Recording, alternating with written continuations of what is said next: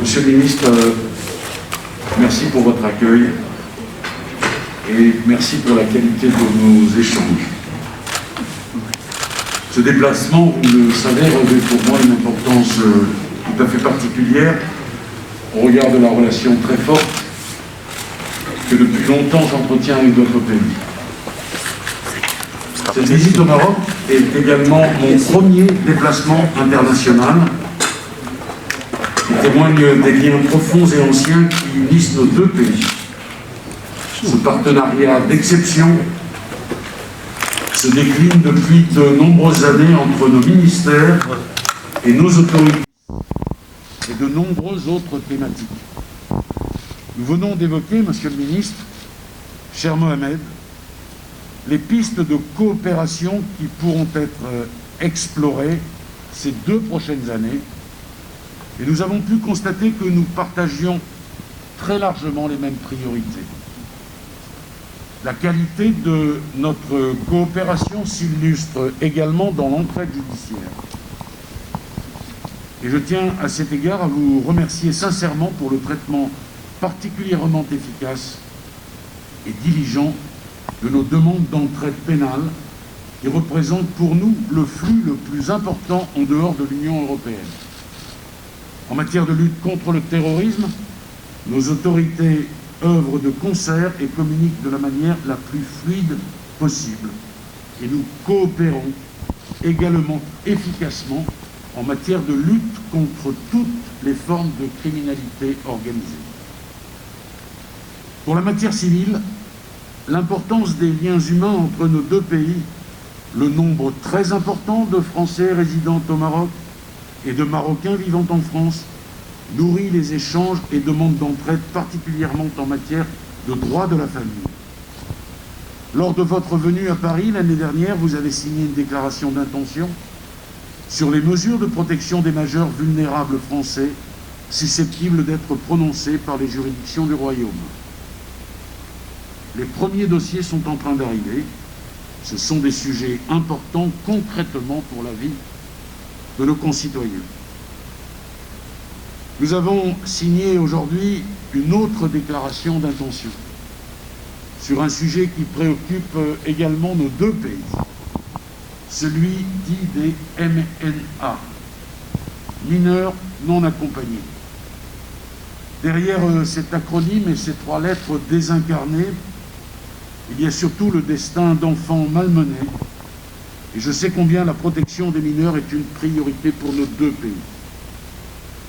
Nous travaillons et échangeons depuis 2 ans sur ce sujet, et je tiens à cet égard à remercier les autorités marocaines pour l'aide précieuse qu'elles nous ont apportée, notamment pour l'identification des mineurs isolés à Paris, mais également dans d'autres métropoles françaises. Sans identification, pas d'action judiciaire possible, et notre aide et votre aide sont cruciales et nous ont permis de constater que nombre de ceux qui se déclaraient mineurs étaient en fait majeurs et que parmi eux, les ressortissants marocains, contrairement à ce qui est parfois avancé à tort, n'étaient pas les plus nombreux. Cette déclaration d'intention portant sur la diffusion d'un schéma de procédure qui détaille comment gérer la situation de ces enfants pourra, je l'espère et j'en suis convaincu, fluidifier davantage encore nos échanges d'informations. Il doit permettre aux magistrats de la jeunesse de disposer des éléments indispensables pour prendre les mesures les plus adaptées à l'intérêt de l'enfant, y compris le retour dans le pays où ils ont leur attache et leurs racines, le Maroc. Nous mettons ainsi en place les outils concrets permettant de résoudre un problème commun à nos deux pays. Et pour cela, au nom du gouvernement français, je voulais, Monsieur le ministre, cher Mohamed, vous témoigner toute ma gratitude. Le ministre, Madame l'ambassadeur, j'ai eu le plaisir de recevoir ce matin mon homologue français, le ministre de la Justice, M. Éric Dupond-Moretti, et je voudrais profiter de l'occasion pour le remercier de cette visite très productive. Lors de notre entretien, nous avons souligné tout d'abord l'importance exceptionnelle des relations d'amitié et de partenariat stratégique entre le Maroc et la France. Et puis, nous avons passé en revue les différents aspects et les différentes actions de la coopération maroco-française dans le domaine de la justice.